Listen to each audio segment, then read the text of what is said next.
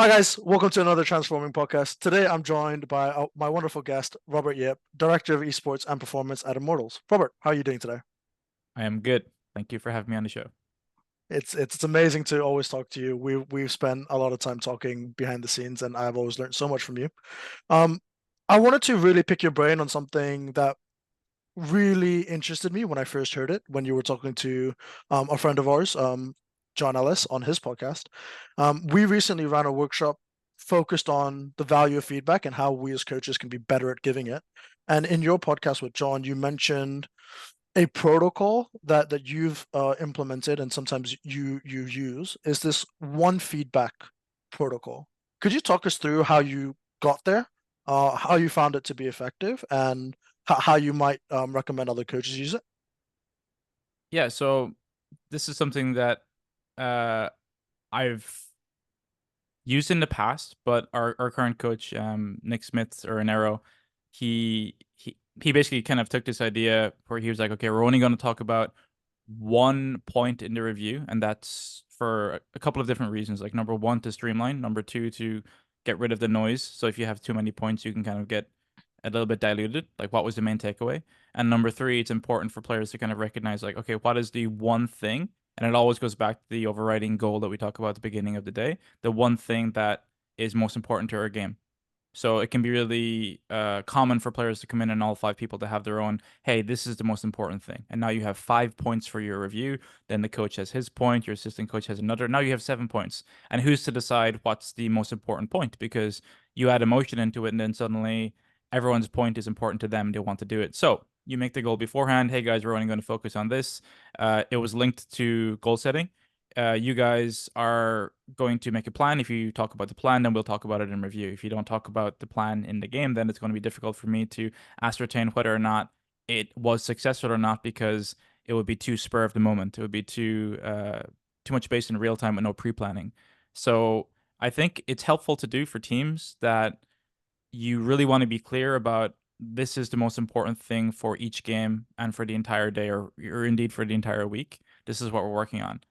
And once players have kind of absorbed that information and kind of actualized it, they can start working towards that in game. It's like the only thing that matters is this.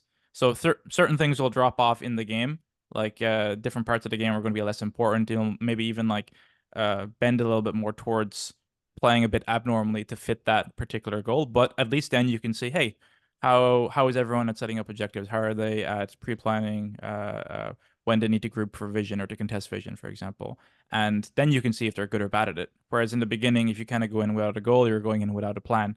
And I've also like had coaches that want it to be more freeform like that. And it can be difficult because players have different ideas about what they feel like is important in the game.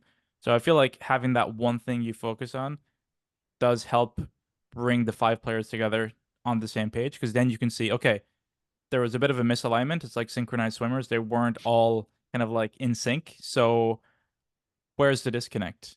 You Mm. know? Or where is the difference in priority or focus? Like what are we thinking about in this moment now that we have to shift one person or two people's kind of perspective on? And I think that it's really good. And once you have that kind of through line, once you have the okay, once we're playing for this one particular goal, these are the things that you have to think about that are most important. Once everyone agrees on that and you can see that in the play, you can add on something else. Like you can have a second point or a third point that you can bring up. But you kind of, I like to go deep rather than wide. So I feel like you have to deep dive into a particular topic to understand all the nuances. I feel like in order for something to be able to withstand pressure and external stimuli, like, and that could be like just playing a better team. You have to know all the ins and all the outs. So take lane swaps, for example. If you understand it on a fundamental level, great. If you understand it on a like a deep level, then it doesn't matter what the enemy tries to do. You're going to be able to know what to do, and then Mm. you can move on to something else, right? Because once you have that deep understanding, it actually lasts longer. It's a lot less fleeting than oh, we did it for a day and we did it right one time out of six, so that's good enough. It's like 1 out of 6 is it's a failing grade for sure. So like go deep. It'll last longer, then you can move on to something else. That's what I feel like is correct in learning, especially for a new team. I'm rambling, but let's say you have a super team, for example. They're going to have 5 different interpretations of something, most Mm. likely, and they're going to be deep-rooted interpretations of a particular topic or concept because they are high-level players. They're going to understand that on a deep level. So how they view something, how they prioritize something is going to be very different than a player who's, kind of like middle of the pack or a lower tier, where it's like, oh yeah, I'm willing to change my assertion like very quickly. With this new information, I'll change how I prioritize or view the game or play the game. Mm, Good players tend to not do that as much because they know it's correct. They've been doing it for their career, they've had success from it. So I feel like for super teams especially, or like top players, you do need to kind of spend a little bit more time on the things that might seem very benign or fundamental because, they're fundamentals. Like telling Roger Federer to like change his tennis swing. It's like, yeah, yeah, this is better. It works for a different player. Like you're gonna have to convince him that what he's doing could be better, and that takes mm. time. Yeah. That was the longest answer to a first question ever. Sorry. No, no, that's brilliant. It's the good thing about long answers is there's a lot of ways we can go. Bringing it back to the start of the spiel, you mentioned about how players and within that coaching staff and players, everyone could have a different direction they might want to head in for a certain scrim, for a certain training session, maybe Hmm. for a certain week, where they think the priority should lie. Now, when it comes to developing consensus on that main goal for either again for that one day, for that one week, for a couple of days, what does that process look like? What do you think is the most effective? What have you found to be the most effective there? Personally, and like I said, each coach I've worked with will have their own different thing. So that's the beauty of collaboration is figuring out what we can all agree on is trying to break down the game into certain categories so people can understand like what the game is, like, early game, mid game, late game. Then you've got Mm, team fighting, objectives are all like very, very different. But breaking down the game into like chunks makes it easier for people to learn. So I think that you want to be able to pick a through line that will go through every game, regardless of composition or game state or whatever, and teach people fundamentals. So it's kind of like poker. It's you're going to fix something that happens in every single hand, every single thing. Fix your leak rather than that one instance where you lost like 5K. That might mm, never ever happen again in that same situation. So, even chronologically, it's like, okay, the first thing you're going to have is like your pick ban, then your draft, then your, pre-game, early game, and then early game, then objective spawn. So ideally, I would just create these things that would uh, help improve the efficiency of every practice. So just drafting. How do we view drafting? Like fundamentally as players, like what do we like to do? What do we think is correct? What does the meta tell us to do right now? What are we comfortable doing? How do we want to do it? Then you start going into like practicing drafting. Some teams are very good at it. Some teams are like, as in, they might just naturally kind of be cohesive together. And then some teams, like you have people talking, then you have your bot lane talking about something. Your coach is trying to figure out what to ban, and it can be quite messy. mm. But at the same time, you don't want it to be clinical where everyone is like, "Oh, it's not my turn to talk. I'll hold up my hand. Like, can I talk now?" It shouldn't Yeah. be like that. But it takes time to figure out how to do it properly. So I would just say, like, find a goal that occurs in every single situation, every single game, that happens every single time from the beginning, Mm, and weaponizing it into being more collaborative than just the, oh, this is a top lane thing he has to work on. This is jungle specific only. Like doing it more as a team. Um, Ideally, you go in, you watch a team play, and you do a little bit of course correction. You move the pieces a little bit this way, like a little bit this way. Uh, when I watched the Pep Guardiola for the All or Nothing series, like he's in training, he tells him to do something, he blows the whistle, he's very animated, he stops, he goes up to a player, hands on shoulders, moves them, physically moves him, like, no, here, you got to go here. And mm, then he he's telling the players exactly what he needs from them or what he wants from them instead of it being like, yeah, it's close enough. He's like, no, this, and he'll stop the training. I wish in League you could do that, pause and be like, no, no, like I want to see you guys do this in the next like play, in the next like 45 to 60 seconds. Like try this. That would mm, be great because going off on a tangent again, it gives you an opportunity to find success at something, and it increases your chances like exponentially, as opposed to sitting there watching a screen, watching the game play out, and go, oh, I hope they dive top here. I mm. really hope that, and then they don't, and you're like, maybe next time, right? And you tell them in a interview, hey, you could maybe you could have dove top, and they're like, oh, maybe, who knows, That's it. right? Never talk Yeah. about it again. it's an alternative universe. We're in the multiverse right now. So ideally Mm, you can do that and players be like, yeah, cool. Like let's dive top. Like that's what our comp does. It's what we'd like to do. If we had a the power to go back in time and do it again, we would dive top because we want to see, right? And players have to recognize that it's easier for coaches to see it from their full vision behind the screen. So that should incentivize them to listen to coaches a little bit more because like, oh yeah, it's smart. The coach should have a little bit more free brain space to think about the bigger picture. But yeah, I think that finding the one thing to speak about is important because in the beginning is a lot of storming. It's mm, like trying to figure out like what we're going to agree on and what we're going to decide on, and that involves a lot of collaboration. So like coaches just can create simplify things a little bit more. Where it's like, I know you want to do team fighting, you want to do objectives, you want to do something else. Like, let's go through the whole list of what we think is important, roles and responsibilities, blah blah blah, and then execute on that. But I do think that personally, I would like to be able to tell the players, okay, we have 4 weeks before the season starts. We're going to spend week 1 looking at this and tell them what it is. Week 2 looking at this, tell them what it is. And you break it down where it's like, okay, by the time the season starts, we're going to have covered uh, early game, team fighting, objective setups, and then something else, whatever it might be. And they know exactly what each week is going to be. And it's like, oh, that's our curriculum for learning as a team going forward. mm, Easy to do, and nothing ever stops you from hitting week 2 and let's say your season and going, all right, uh, or slightly deteriorating kind of in terms of like objective setup. We're going to go back to that, and because mm, you're relearning it, you're able to go much deeper, and you'll learn it much faster because you've already done it before. So it mm, shouldn't be what we covered that it will never degrade. It'll only maintain. It'll always degrade because you're going to shift your focus on different things. But mm, it should be more of a cyclical thing where you're probably going to be hitting the same point 2 or 3 times in the season mm. because that's normal. But each time you do it will be like a little bit better, a little bit more efficient, a little bit deeper. Yeah, I think that's such an important idea. I've been coming more and more familiar with a term called spiraling curriculums, and I'm really happy you use the word curriculum. It's basically where you would introduce a whole range of topics to a group, and then at each time, at each visit to that topic, you go one step deeper. And I think that's such an important way to one, not only keep things fresh in players' minds, because again, there's so much to think about. League of Legends in particular, out of all the esports, is so information heavy and so it's so dense with so much knowledge. But then you don't only refresh it, you then expand on it. So you take small steps climb that big mountain, and you're able to take small steps in many different areas, and that probably like increases your probability of success. And it's hard to say will it guarantee success because nothing's really guaranteed in the competitive world.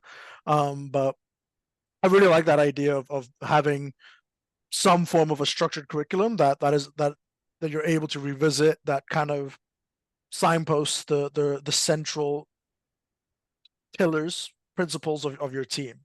Mm. Do you feel sometimes when trying to highlight some of these, is it mostly a coach led process, or is it very collaborative with the whole players itself, and it's a place for everyone to kind of drop their 2 cents and then map out from there?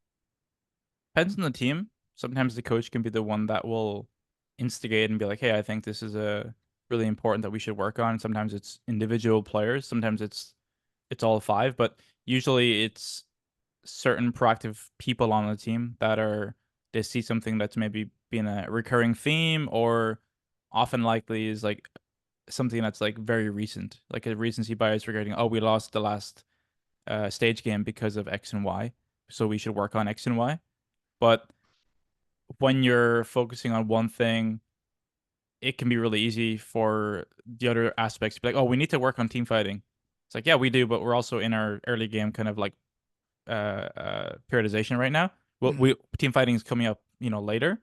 Like you can appease that by, having a, hey, we're not gonna like deep dive into like team fighting and stuff. We're just going to maybe add something to our pregame checklist where it's like we're going to talk about team fighting. Just like mm, visualize what we want to do, and then we might review one or two. But it's going to be a side quest at best. It's going to be something where we're not going to start the review with it all. We're going to designate some time to it, but it's going to be just to appease, like, hey, to make players feel like there's progress on another aspect. Because sometimes if you're working on something, the slow progress can be demotivating for some people because, like, hey, we're not improving, we're not learning as much yet. kind of in our repetition phase right now, where like we kind of know what we have to do. We're just kind of messing up. Mm, So sometimes the knowledge input's there, like we have the acquired knowledge, and sometimes it just comes down to finding a way to increase repetition, successful repetition, or trying to figure out how to uh kind of like activate that knowledge in the moment when you need it. So that's why it's kind of akin to, and as a skill acquisition expert, you'll kind of know yourself. Like I play drums. Sometimes I will be sitting at my drum kit for a couple of hours trying to play a certain like aspect of a song, and I'm just not getting it. For it's just I'm not getting it, and I'll wake up in the morning and sit back down. And it's like, oh, I got it. mm, I wasn't playing like when I was sleeping. My mind is just like, listen, give me a break. I'm tired. Let me just shuffle some things around. Let me just like figure it out. And you wake up and it's like, all right, I did some house cleaning. Like everything's good right now. Give it a mm, go now. And it's like, oh yeah, that actually worked really well. And I think music is like one of the great examples of that, where it's like more work does not necessarily mean that you're going to learn something faster. 100%. It's bottlenecked at a certain point, and you have to figure out, do I work more or do I like create some separation distance and give my brain a chance to absorb that information? Because I can sit in front of like a challenger player and he can tell me everything he knows, but at a certain point I've reached my like information capacity. It's like I'm done. Mm, I'm toast. yeah. But then later on, it's like, oh yeah, I remembered something that this guy said to me, and I only understand it now because it's relevant. So that's the important part of like coaching, is to figure out what's relevant now versus like what will be relevant later. Mm, So that higher level kind of information, knowledge, intellect might not be applicable for where I'm at. You got to get me up to step two, step three before you start giving me like the step 10, 11 information. mm. So that's uh that's on the coach to try and figure out. And it's a lot more rewarding as a coach, like, but fake rewarding to like, oh, I told him everything. Like I gave him some really good stuff, but it's not what he needed to know right now to get him to the next level. Because, like I said, it's like putting icing on a cake that the cake's just really poor. Like spend your Mm. time making like a really good base before we start adding on all those extra trappings. Yeah, I think I love the drum example. I think that's something I've personally experienced, not when learning instruments, but just trying to improve at sports, trying to like even studying and things like that. I always like using this analogy, and I don't want to butcher it, but even if you look at the gym, you don't your muscle isn't made in the gym. It starts there, but it's made during rest. When your muscle repairs, it happens during sleep. Your Hmm. muscle isn't repairing as you're lifting, so you actually become bigger through the rest and through the separation. I feel like we've seen such a prevalence of this grind mentality where everyone's learning or development has been earmarked by the hours they put in rather than the quality of those hours, and being able to understand when the hours are no longer giving you enough return on the investment. That's a good time to start and think like, okay, maybe I should go do something else. Maybe I should go review last week's stuff that I hadn't that was homework for me, or maybe I should just go talk to my teammates, or maybe I should go outside, go for a walk. Maybe I should just take a break. All of these things, all when compounded together and organized in a way that's comfortable and facilitative to an athlete, really expedites that learning process more so than, okay, I need to play more games, or I need to spend more time watching this VOD, or I need to analyze the newest T1 game, or oh, they started playing Nasus and Garen mid. I need to like watch every Nasus and Garen OTP player. There's so many things that you can do to just mean the next day or the next time you come back to the task, you're just already at such a heightened level in terms of just the way you can be in tune with what the task actually is. It's so important that you talk about that separation. Yeah, even like the Garen Nasus example, it's like there's always going to be a person that's better than you at something. So steal everything they know about that particular thing. So um, I remember when Worlds was in Europe, and at the time when I was working there, some of the players like, solo queue is really bad. It's like blah blah blah. It's not very helpful. And then the Koreans came over. Like I remember Showmaker and Mm, Canyon came over, and they just like hit like top five, I want to say. But they were like really playing really well, like a really high win rate. And it's in my mind, I have an image of like Steph Curry, who's like got like really good technique, and you have the uh kind of confirmation every time you hit a point or you hit a basket, and he's like, oh, okay, it's good technique, different position, good technique. Like his warm-ups are what you'd expect from someone who's like learning how to like be a better three-point shooter. But at the same time, you have to learn how to do something correctly Mm, before you should start repeating it and getting into some sort of a kind of a drill mindset. So before you do something, you should learn everything about it. Because as soon as you start repeating something, you're either hoping that you will pick up things really efficiently, like in real time as you play something. Like I'm going to play 20 games of Garen, I'll get better as I play. You will. You will definitely get better without a doubt playing 20 games of something. But the rate of improvement, like the only limitation for pro players and for other people too, if they have jobs or whatever, or if you want to improve fast, is time. mm, So would I rather get the same improvement over 10 games or 5 games? Like I would. So the only way to actually, you know, I, you can have confidence in yourself that I'm just a fast learner. I'll be okay. But also, you can still learn from other people that have invested much more time into you. It's the reason we mm, pay for master classes, the reason we listen to certain people like pro players or Chovy. It's like, okay, he's really good and he's figured something out, like the build. I'm not even going to like question like why he came to this logic. I'm just going to copy him. I'm just going to pick what he picks and why do you do it? Chovy does it. Must be good. I'd rather try and figure out like why something works. So, go talk to the Garen one trick, go talk to the Nasus one trick, figure out like there something can be good, but you want to figure out what the person knows that makes you exceptional or beyond that better than the person who's also doing what you're doing. So like what is the mitigating uh factor or difference between two people that are doing the same thing? Like what separates Jensen and Quid Nasus mid, for example? Like what exactly can I do better, you know? mm, And I think that once you learn that, once you start playing it, you're off to a much better foundation. We spoke about it in the pre-show where you really want to be a student of the game and figure out why exactly something occurs the way it does in order for you to have a much deeper understanding of something. mm, Because then you're going to be a lot more capable of like going into your solo queue or stage games and being resilient towards anything. It's mm, like, oh, in this matchup, I have to play this way. It's like, okay, how do you know? It's like, oh, well, I watched the VOD or, I talked to someone about it.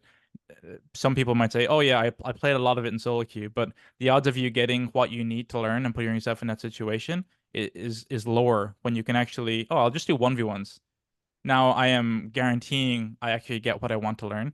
mm, And uh, some people do that a lot. And I actually, honestly, from the players that my players have 1v1'd against, like Impact's a great example. Like he's always down to 1v1. mm, I think that like the longevity that he's shown is there's not really a word for it. It's just insane that his practice habits are so sharp mm, and he's so disciplined after so many years. And yes, success will kind of like boost your motivation as you go along. Winning things will as well, but it's just incredible. And I think like mm, for sure. those practice habits are teachable. Honestly, it's more of a just discipline is doing something even if you don't like it, but just waking up and doing it every single time. Using willpower is like I hate it and I'll keep doing it, but it'll run out after a while. But discipline is really impressive and something that like younger players should probably invest in a little bit more.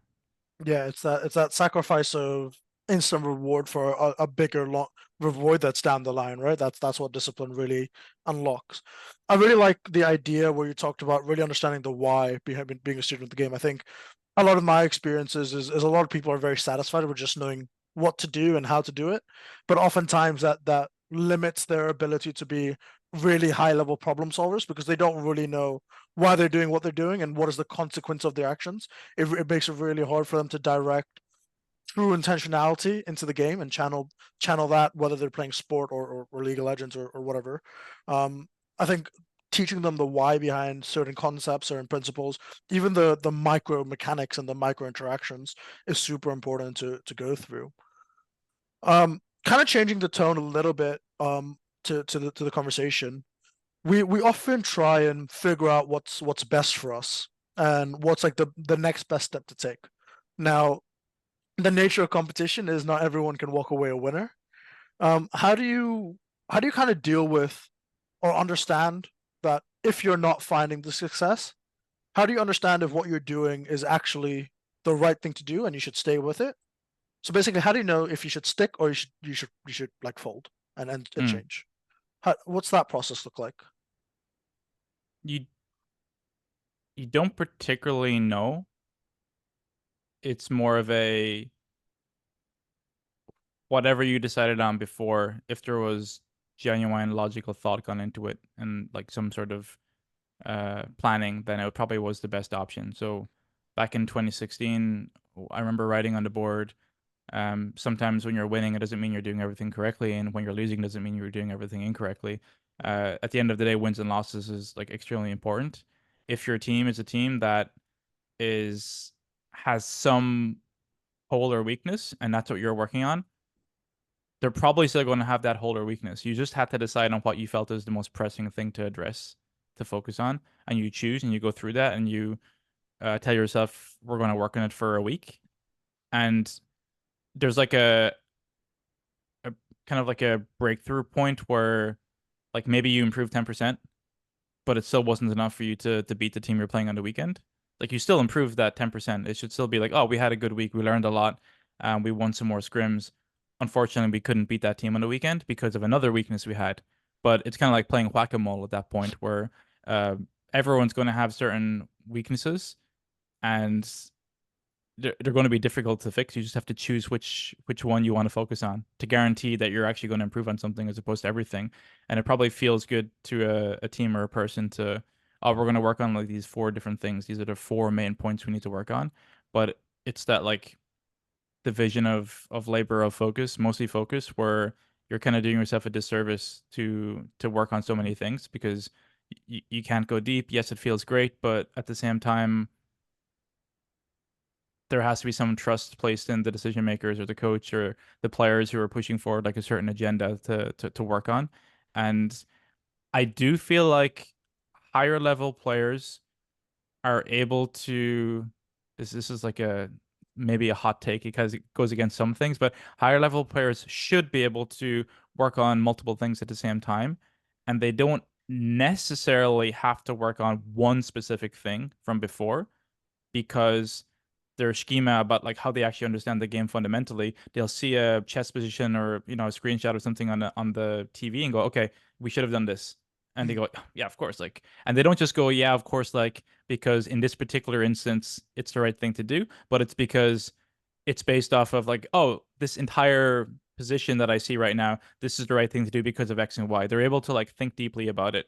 So mm, I've been in teams where higher level players just go, oh yeah, I should have gone top, and they're all nodding. Next point. Oh yeah, I shouldn't have gone here. It's like, oh, next point. Here, mm, like, oh, I think we should have done this. Like, okay, you guys are coming to conclusions and agreeing very, very fast, and it's because they understand that this is the best thing to do, right? For whatever lens they're looking through the game as, like the team point or the dragons up, we have TP disadvantage. They understand the logical answer or consequence. And for me, it's like, okay, they're higher level players, they understand. Not every player is going to be like that. In order to get to that level, and most of those players that I'm talking about have been playing for a longer time. So their ability to see it's like Doctor Strange, like, okay, there's like one situation. They can see all the different permutations and like yeah. That, options available, and they're like, yeah, yeah, this one is the right one. So I think that's important to recognize, like, Faker and Chovy is like they might be laughing at like when you talk about one thing, that's really weird, that's bad, it's wrong, or you're only going to do like a certain thing. It's like, oh, it's very limiting.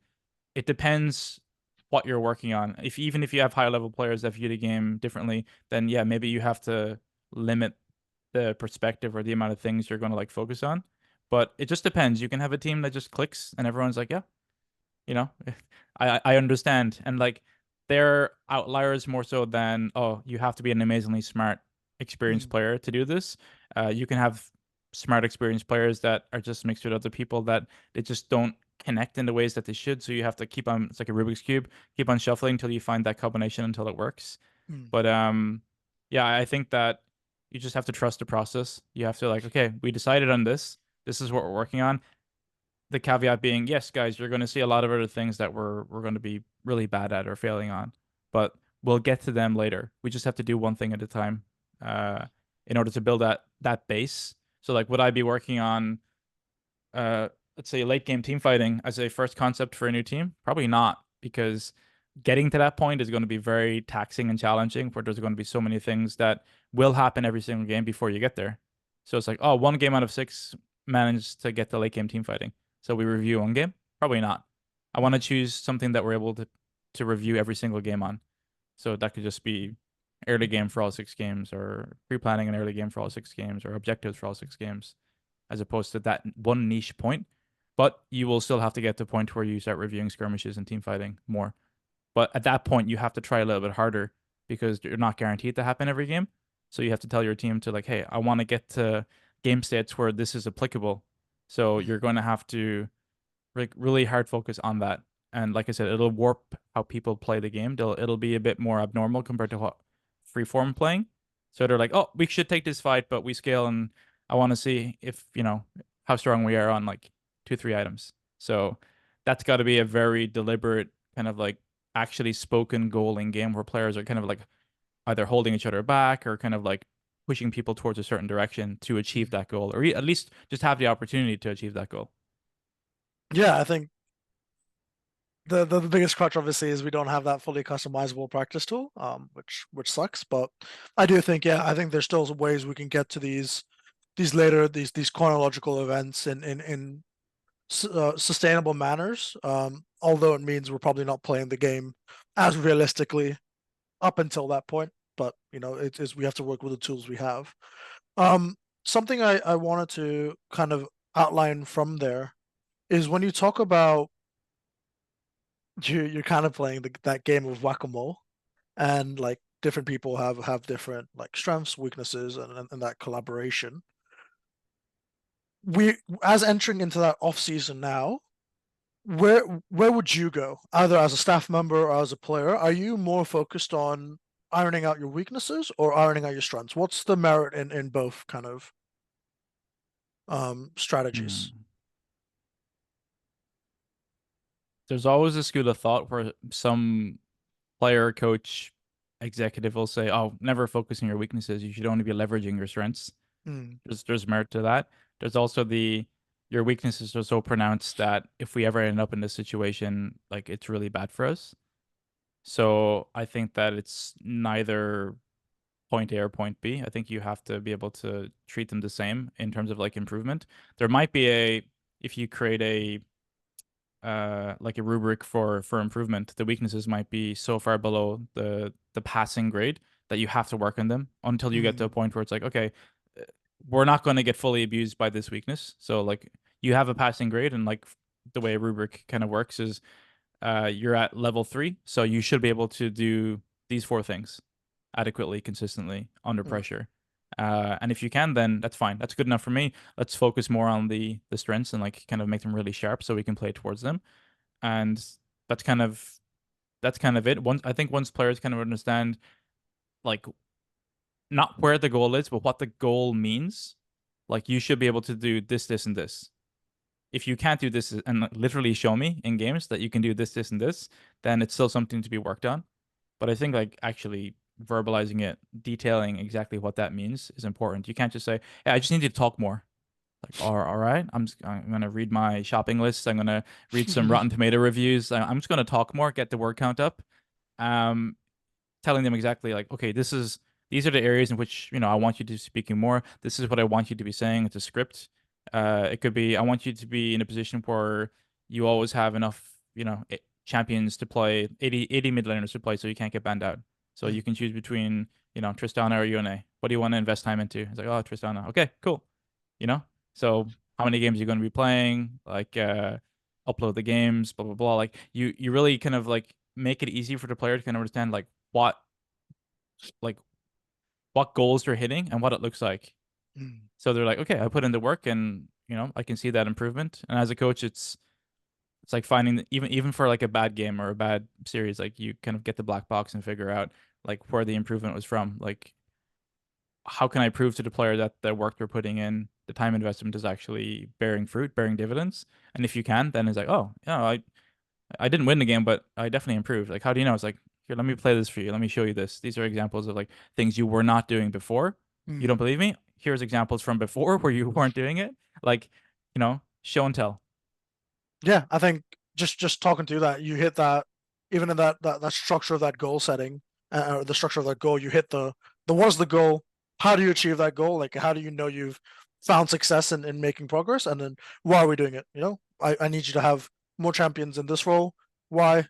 Because, or how do we know that you're going to play a bunch of champions or a bunch of games on this champion in scrims and solo queue and 1v1s? And why are we doing it? Because we don't want to get banned out. Because that's if they are so focused on trying to ban you out and they still can't do it, that's going to be a great like factor for our success. And then you then relate that to the only thing you're really competing against is yourself, your past self, and then be able to say, "Oh, this was you a week ago. This is you today. Um, we didn't like seeing this, or both of us, me, coach and player, came to the conclusion this is probably not the most beneficial action." And now, like a week later, it's like, "Oh, you're not doing it as much, or it's like a rare instance for you to do it. Great. We don't need to focus on this anymore. Let's get you a new goal. Let's keep challenging you. Let's keep stretching you in different dimensions. And let's make sure you're as good as you can be in the time we have together." I really Mm. like that approach.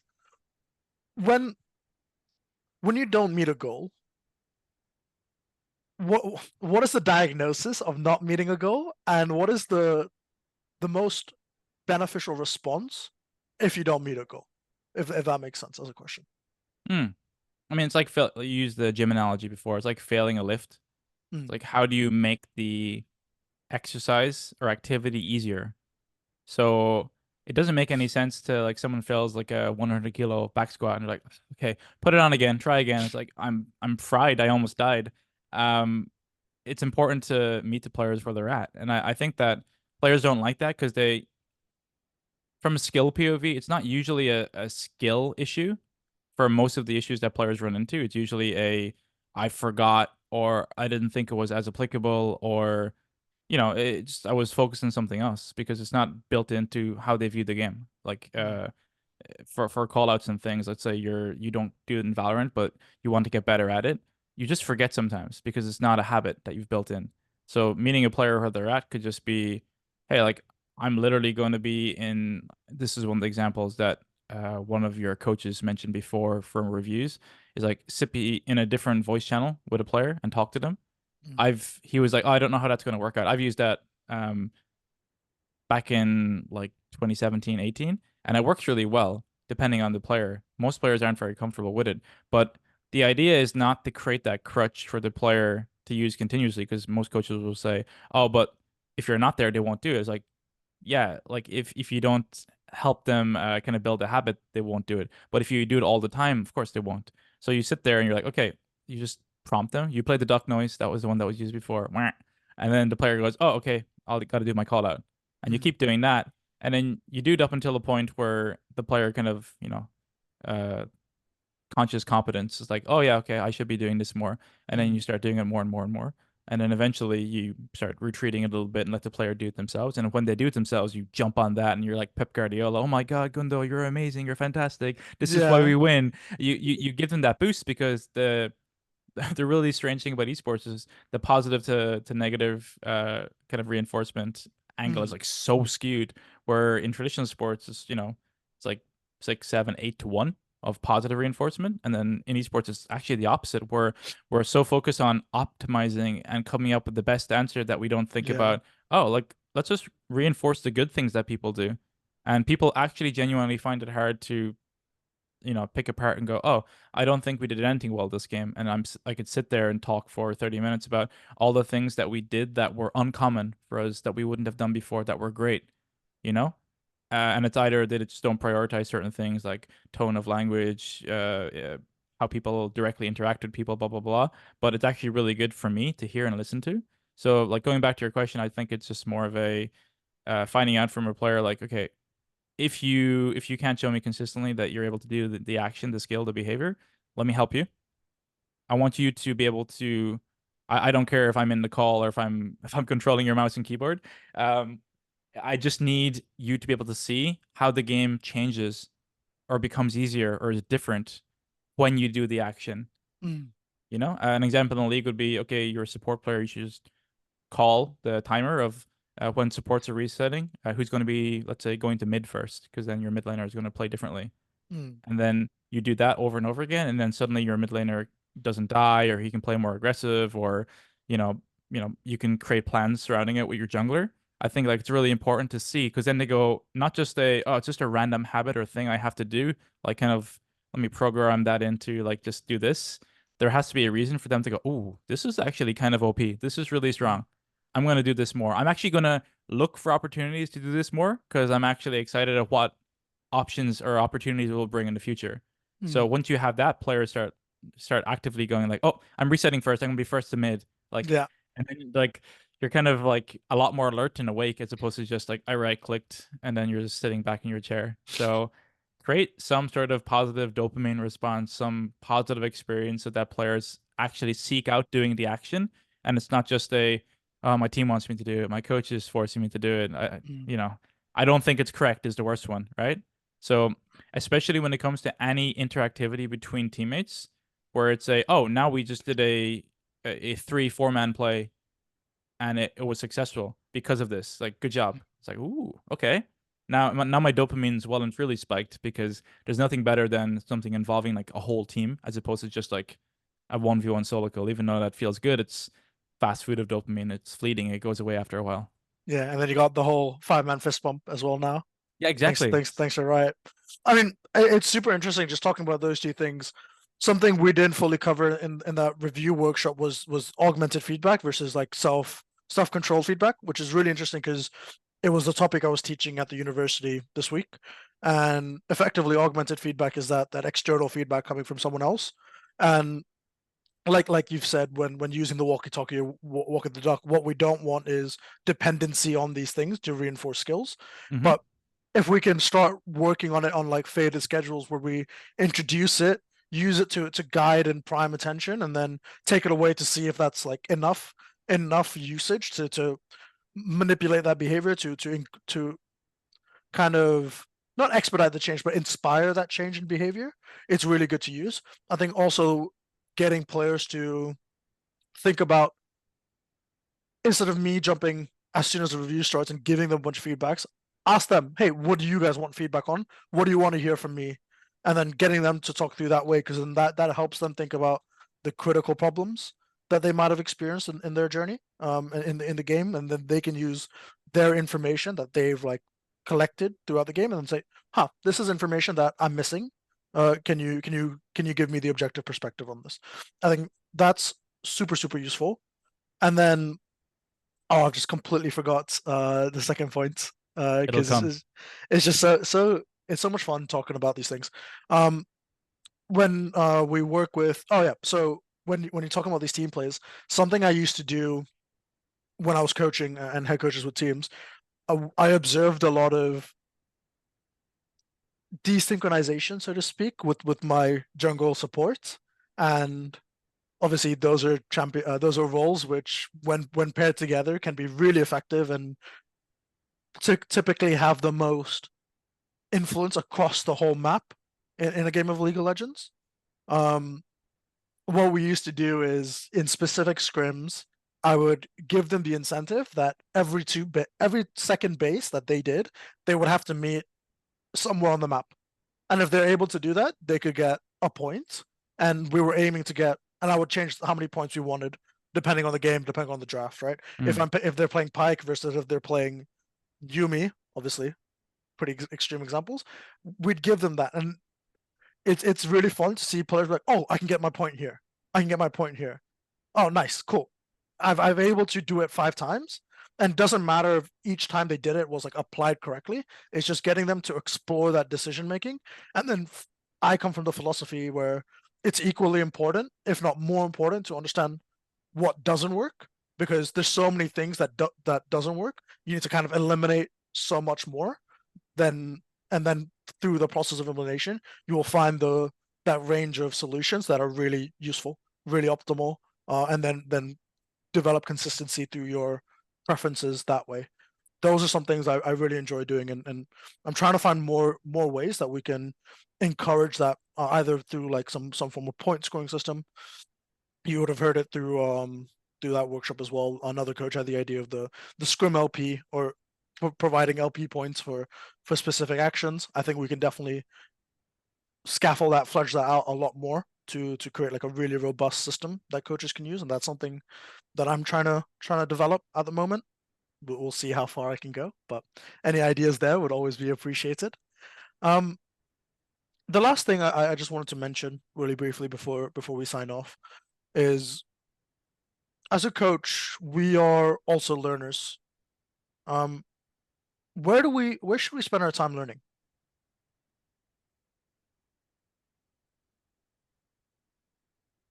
Preference I get. I really like talking to other coaches, whether it's talking to them or just like listening to them talk about their experiences. So for me, that's my preferred. I've got, I like reading books as well. I think books are great because you'll you'll get a book that will be like, deadlifting is the best exercise in existence, and another one saying deadlifting is overrated. It's like it's all preference. Like it really doesn't matter. So like each coach will have a strong belief that they Mm, feel like is actually factually correct. It's based off of their experiences or maybe a nugget of information they got from somewhere else, and they just kind of like that seed grew into something. But I feel like coaches should try and figure out first maybe the areas in which they're like perceived. So, I asked the people I work with, like, hey, so what was my main role? What do you feel like I was trying to push? What are my, I guess, non-negotiables, my pillars? Like, what are my values? And then what are things I could have done better? I think it's really important to ask that question all the time because no matter what you try to do, for the most part, you're going to try have good intent and you're not trying to into your team or your mm, work. So you're going in with everything with great intent and you can be received poorly. So like something could fall flat even though it had like great intentions. So trying to figure out like that I think is really important because it can be something that I can change. It could be something that I could try and mitigate. It could be something that I should just not do anymore because of how it's being perceived, even though, once again, trying to have good intent. From a learning point of view, I think from my tweet from before, I think the off season is really important for people to like be extremely retrospective in terms of like how their year has gone, what they want to do in the future. I think it's so much free time where you can, I use the term like invest in yourself mm, and try to upskill yourself. And yes, sometimes the things you're working on are not things that are going to be like super valued, but it depends how you apply it. So we mentioned again before in the pre-show about like five different performance coaches or people are going to take a certain concept or topic, view it in a certain way and execute in a different way. But even if we all agree on the, let's say this article, it's like, okay, the main point of this article is like confident players, happy players play better. We all agree, all five people, great. Then you go in and we apply it differently. And that's mm, kind of why it's really, difficult for, let's say, a performance coach or someone to come in and work with a team and it doesn't go that well. And then that team's like, oh, we can never work with a performance coach or sports psych again because like they're useless. mm, It's like going to a therapist or working with a mentor, personal trainer. Like you got to find the right fit for you and what you're looking for because each person's going to bring something different. mm, I know the Fanatic performance coach got a bit of heat on Twitter, for example, but it's not necessarily a credentials thing because if that was the case, then I hope I'm not wrong, but I remember when Lewis Hamilton had his performance coach with him. I think she was a physical therapist, but she did a lot more beyond her remit mm, as well. But I think her credentials were physical therapist. But if it was a case of like, oh, just everyone should just have a sports psychologist, like then everyone would have a sports psychologist. Like, it's not quite like that. It's really trying to figure out what your team needs mm, and yes, on the outside, it might look like Fnatic need X and Y, but maybe the person who's doing the job is like creating great value for the people around him, and they wouldn't have gotten as far as they did without him. So I think it's really disingenuous just to say that someone needs to do X and Y. It's really about finding that fit, and if that person provides value, that person will in most cases, stay for a longer term with the team, blah blah blah.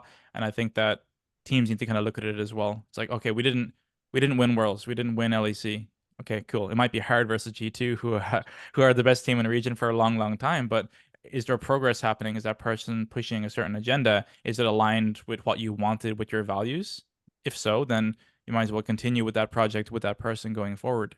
You mm, know, um, there are good and bad you know, therapists, personal trainers, hairdressers. Like you can find different people that are have all the same credentials, but just have a different way of executing on that and provide different values. So I Mm. think it's important that in your off season, you know, elicit that feedback, think retrospectively, and then figure out like how you can improve. Like, were your processes for the year aligned with what you wanted to get out of the year? You know, if I want to be a better people person, I want to get better at public speaking, I want to get better at creating buy-in. Oh, I spent all my time playing the game, trying to improve my technical knowledge. They don't align very, very well. So much like a player or a team choosing which thing to work on, if you're just playing whack-a-mole, you're not going to improve on anything. You're going to feel like you improved because you were busy. Mm. Busy does not mean that you're actually like being very efficient with your time. So find out one or two things, make sure it's correct, like believe that this is the right course of action, invest into that, work hard on it, and at the end, you should be able to show or people can like point out like where you've improved. Oh yeah, you're much, much better at public speaking now. You're very good at like talking about your philosophy of coaching and the things that you want to work on with a team. If you ask a coach, what's your coaching philosophy? If they struggle, if they're not really sure how to answer that question, then they've either never been asked before or they don't spend too much time thinking about it, which Mm. are both kind of not great. So I think that's the most important thing is it should be able to, if you've worked hard on something, like someone asks you anything about it, it's like word vomit. It's just like roll off your tongue. It should be something that you don't even have to think about because it's been rehearsed mentally or you've written it down or you thought about it in depth about it. Yeah, and you'd be excited to speak about it. Oh yeah. You wouldn't shy away from that answer. It's like if you truly believe that you're doing the right thing, you'd be like, yeah, I think this is the best thing for me, rather than no, I Yeah. don't really want to share, because then it kind of shows you haven't taken enough time to engage with what you say. And I always see like a really good thing that my dad told me actually quite recently is thinking about the thing isn't doing it, saying you're gonna do it isn't doing it, writing it down isn't doing it. The only way you can actually get better is doing the thing. There's so many other things that we could do that makes us believe we did the thing, but that actually isn't doing the thing. And that aligns with that sentiment of just being busy versus actually improving. And Yeah. and unfortunately, it seems like we've entered a state where busyness is valued more than specificity, kind of, where just putting in mindless hours is valued more than quality of the hours. Yeah, and there's no harm in working hard. I just think that the more the increased frequency of applied is much higher than no matter how good your plan is. If you have Mm, the best gym plan, the best strength and conditioning plan, this periodization is like perfect. Even if you have that, if you're not able to like push people into the gym or push them into going out for a run or whatever, it's not going to work very well because mm, technically the hardest part is the part that's like failing you. It's the part that you're not actually getting, which is probably the buy-in, probably the positive experience from doing something new. mm, Otherwise, if someone was doing it and they believed in it, they would be doing it continuously already. So that's kind of like the trick is like even for a player working on a weakness, like, if they were good in it, if it felt comfortable, if they had positive experiences from it, they would probably be able to do it on command. If not, then there's something that's holding them back. So the doing part is actually the hardest part. So figuring mm, out how to get them to do it is, it's literally hand holding. It's like, all right, let's go. We're going to the gym. It's like I don't really want to go. I've never had good experiences. Like this one will be fine. Trust me. yeah. They go, they have a good experience. We're like, that wasn't that bad. You're like, I know. You want to go again? You're like, okay. Like it has to be a positive experience in order for them to Yeah. be like, okay, I can do it again. Not only can I do it again, I want to do it again. Mm. Yeah, feeling that intrinsic motivation it just takes you so much further, right? Extrinsic motivation burns too quickly, and Yeah. it won't take you the whole 10 yards. It might take you to 9, but you need to go 10, and it's like, Yeah. And I think that players as well need to kind of realize that sometimes the fight against is a lot more draining than the actual doing of the thing.